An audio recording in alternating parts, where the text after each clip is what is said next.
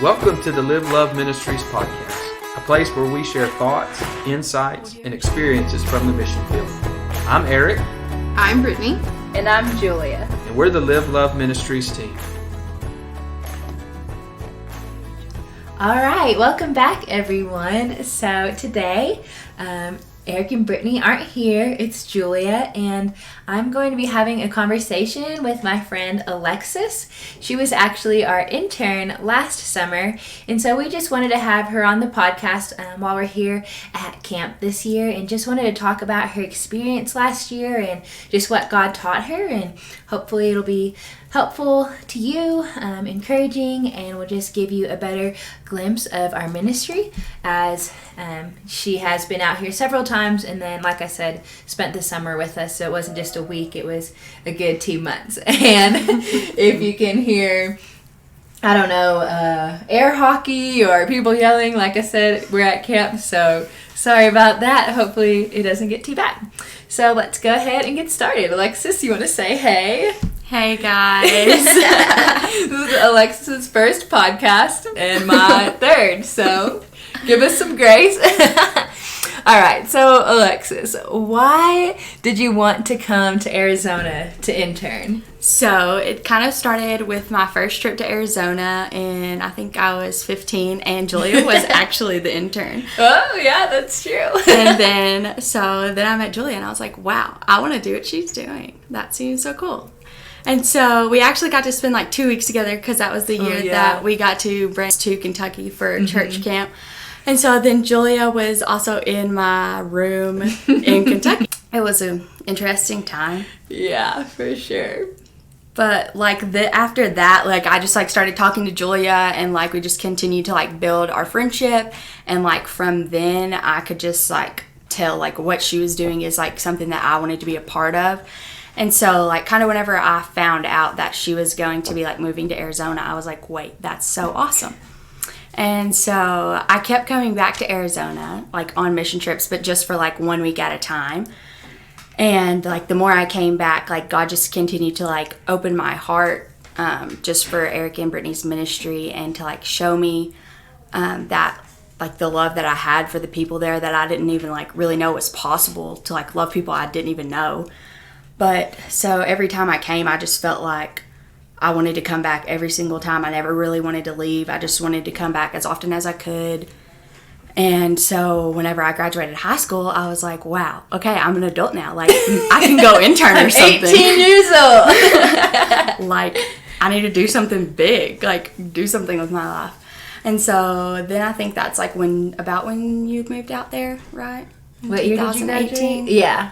Yeah. So that's the year Julia went out there, and then like that summer we like had talked about it, and I was like, yes, like that's really something I wanted to do. So after that, like I just started praying, like, God, show me that if this is what you want me to do, like open my heart to that and like make it possible. Like obviously like moving here full time would be like Julia had to raise a ton of support to be able to make that possible. So I had to raise support to also make it possible for me to be here for the summer.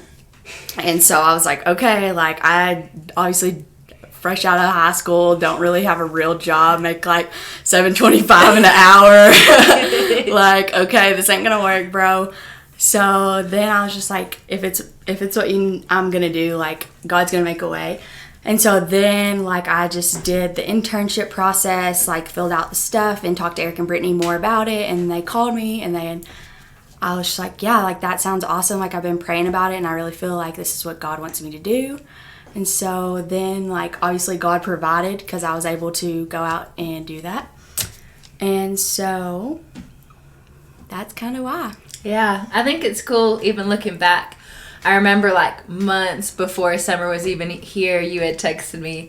And I was like, wow, like usually people decide to be our intern, like 2 months before the summer starts. But it was like, I don't know, I want to say you texted me like maybe in the fall, and I just feel like I could see like God just continuing to work on your heart like all throughout, the past several years, but especially in that time, which I thought was like really neat that God put like such a desire on your heart to be the intern. It was just cool. Yeah, it was really cool. All right, so you decide to come, you raise the support, all that good stuff. And what is it like? Like, what, I know we're kind of going off a little bit of how we planned, but what do you think was like most shocking or maybe like surprising to you? Like, your first week there, you know, because usually you're used to coming on a team, right? And then it's just you and you're living with me. It's like way, like the dynamic is so different. Like you don't realize like what goes into like being a missionary. Like we come for 1 week at a time, which our church does the camp, but we've also like done other things on the res. So I've kind of got to see like multiple sides, but like being there and like not having a team, like just being me and having an actual responsibility. So when you come with the team, it's just like, okay, like here's what you're doing. Yeah, everything's laid out for you and you have other people in charge. And yeah, but so like I got to see like what y'all really have to do, and like it's really like unknown. Like every single day is unknown. Y'all really never know what, like you have this plan, but then it's like, oh, hey, actually we have to go here for the whole day because they actually need us to do something. And you're like, okay, like what time do you want me to be there? Oh, well, like what about 7 a.m.? Like, okay. It sounds like a great idea. I love mornings. But yeah, I just feel like I got to just experience like the reality of like being here. In the first week I like got to do the resource center, and like that was something that we had never gotten to do before. So I got to see like all the people that had helped and just get to talk to several different people and listen to like a little bit of their story, like where do they come from, like how is the resource center helping them, stuff like that. So that's cool. So what do you think is the biggest thing that God taught you throughout those 2 months? So I feel like while I was here, like God just really showed me that my life isn't about me. Like obviously like living at home in Kentucky with my family, like I get to do whatever I want whenever I want to do it, and I don't have to worry about like if I have time or if I'm like going to be able to do it or anything, or really if I need to do something else, because usually I didn't have to do anything. So like, but moving to Arizona, like I think that was like one of the hardest things for me too. Like the first like 2 weeks was like just realizing like I'm here to serve people, which I knew, like ultimately I knew that when I came, but it's like knowing that and having to do it are way different. Like or after you've had 2 mission teams in a row and you're still serving people. And you're like, wow, got 4 more weeks left. Like, I wonder what sleep is. But that was probably, I feel like that's like one of the biggest things that he taught me, was just like I literally have to put my life aside and focus on like what he has actually called me for, and that's to glorify him by serving others. And that's like really like all y'all do all the time is serve every single person that comes to see y'all or ask for help. So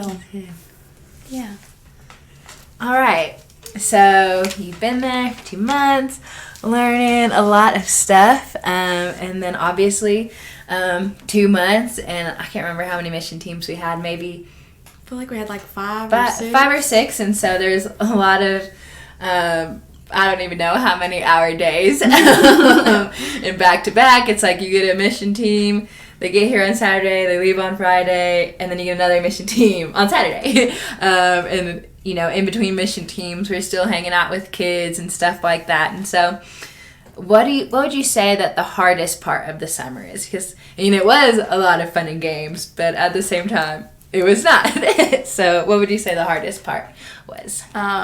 I think that the hardest part was like not being selfish with what I wanted to do, but also like noticing and realizing like that my life back home is still going on. Like I still have people that I love there, and I still have like my friends there. And so it's like really hard to like anytime I would like get on my phone or check my phone, it's like everyone back home is doing things that I would have been doing like if I wasn't there, which ultimately like the reward of serving others and like being on the mission field was way greater than being home and hanging out with my friends or spending time with my family. But like in the moment, it's just like, wow, like I miss that. I miss like being able to hang out with my friends, which especially like just like coming for 2 months is different because I know that I had to go back. But yeah, it was just hard, like realizing that my life back home was still there and I wasn't. Yeah, no, for sure. I think, when you're gone for a week, it's easy because, you're just gone for like 6 days, and usually mission trips aren't planned around big events and people having babies and Yeah, like people, I don't know, turning 80. Much, I don't know. There's not much that can happen in 6 days. Right, yeah, exactly. But when you're gone for a longer extent, it kind of gives you a better picture of the mission field, I guess you could say. So what would you say that, what was your favorite thing about being in Arizona for the summer? So it's been a year. Looking back, what would you say your favorite thing was? My favorite thing, and I think like the coolest thing, was like the relationships I got to build. Like there's so many people on like all the different reservations and that we got to go to, and like those relationships that I still have, like people that we got to meet with weekly and maybe like just a couple times while I was here, but like if I were to see them, like they would be so excited. Yeah. And like remember who I was. It's just different when you only come for a week. You don't have like you see them like one time at church on Sunday and you're like, hey. Yeah. And then you come back and they're like, I have no idea who you are. Yeah. But being able to like build that relationship is different because like even though I might not see them again for months or years, like they're still going to remember like the fact that we got the opportunity to share the gospel with them. Yeah, for sure. So that was probably my favorite. Yeah, that's awesome. Wait, also like another thing was like that God taught me. I forgot about this. Well, I didn't forget. I just didn't say it, but saying it now. Like I got to experience like really sharing the gospel. Like at home, it's not something that I feel like any Christian like really makes an intentional like effort to do, like share the gospel every single day, have gospel conversations. Yeah.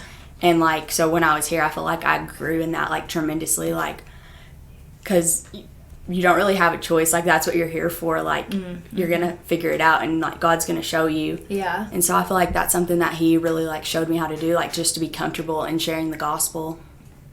Yeah. Do you feel like when you went back home it was easier, or maybe you were different in that aspect, like going back? Do you feel like you felt more comfortable sharing the gospel with people? I mean, obviously a lot of people in your area love Jesus, but there's still lost people, obviously. So do you feel like that was helpful for you?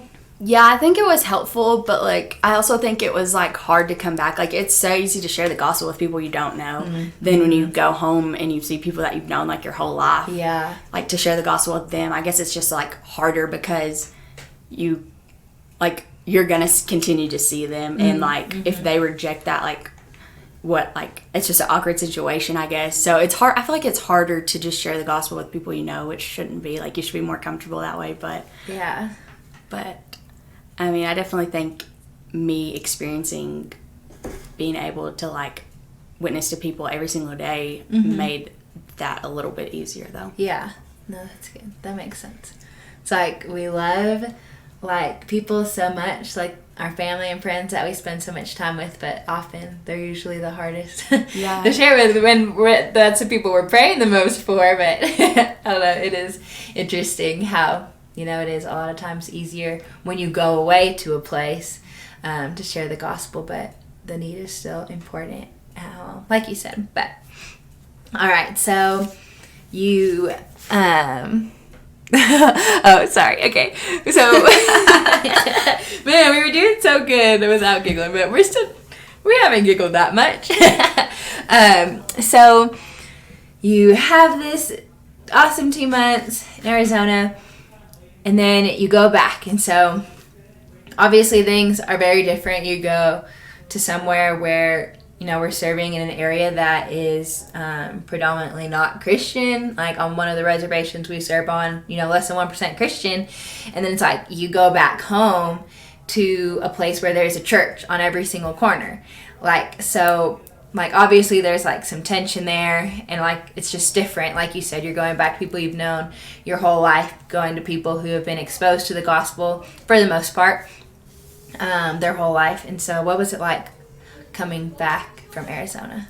I really think like it just kind of opened my eyes to like whenever I got home to like see how many people in like our area that proclaim to be Christians but live their life completely different. Like after like experiencing how lost like some of the reservations are, and most of them are, like it was just like a big eye opener to see like, okay, like this person is acting like almost exactly the same as that person that I met on the res that has heard the gospel like one time and still has and doesn't know the gospel, but yet they say they're a Christian.